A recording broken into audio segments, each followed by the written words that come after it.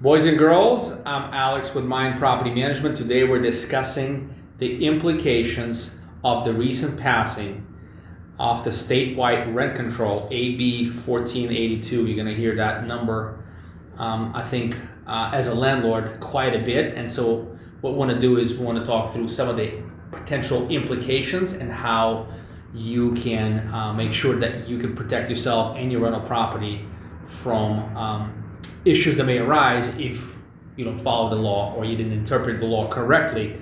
My guest today is the Vice President of Corporate Counsel here at Mind, Giles Imrie.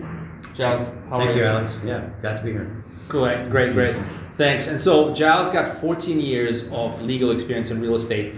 And the question we're going to tackle today, Giles, we hear a lot from our clients now, as soon as the law got passed, is my single family rental in California impacted by the AB 1482? Short answer, yes, Alex.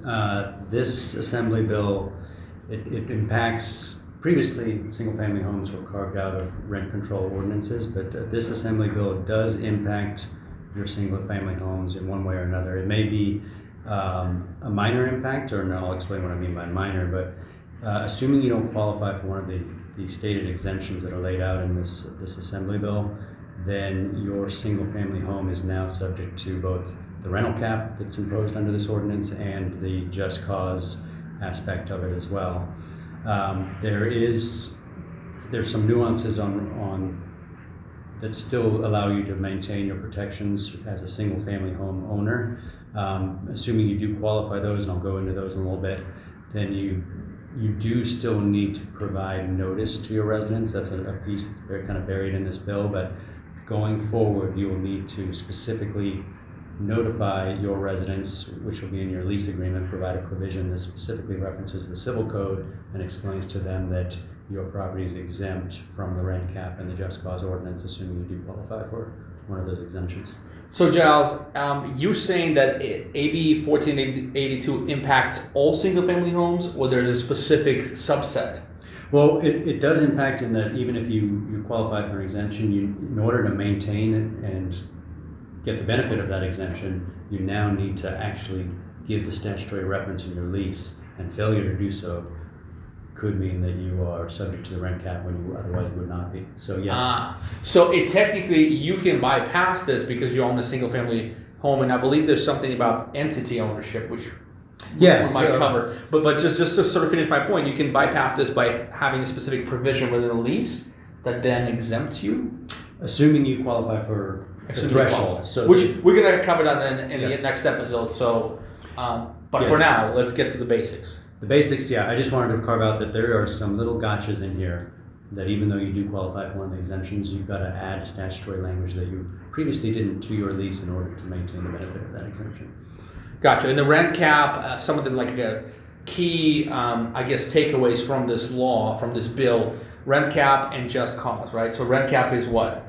So rent cap, you are now limited on your annual rent increases to 5% plus the price of inflation for the prior year, and that's measured by the Consumer Price Index. So the most you can increase your rent going forward, and this bill is effective January 1 of 2020. There is a look back to March 15th of this year, March 15, 2019, to basically intended to prevent landlords from spiking rents before it goes into effect. But the go forward rent increase cap, they call the rent cap, would be 5% plus the CPI. Which is about 2.5% now as we speak today. So 2 to 3%. Yep. 7.5%. All right. So I think this is so the takeaways here, your single family rental may be allowed for exemption, but you have to understand how to properly document this, right? And have a specific, you call it provision in a lease. Yeah. Can you give a little bit more color on how to do that? So the single family homes, the bill apply. Normally, single family homeowners are exempt from this type of an ordinance. This bill captures any corporation, any resident or real estate investment trust. My background in real estate is with REITs, so this is geared towards the REIT industry, which only owns about 3% of the single family rental market out there, but nonetheless, corporations, REITs, and limited liability companies. And the limited liability company is the piece we can dive into here. But if you're an individual that owns a limited liability company, then this does not apply, and you're treated just like any other individual owner.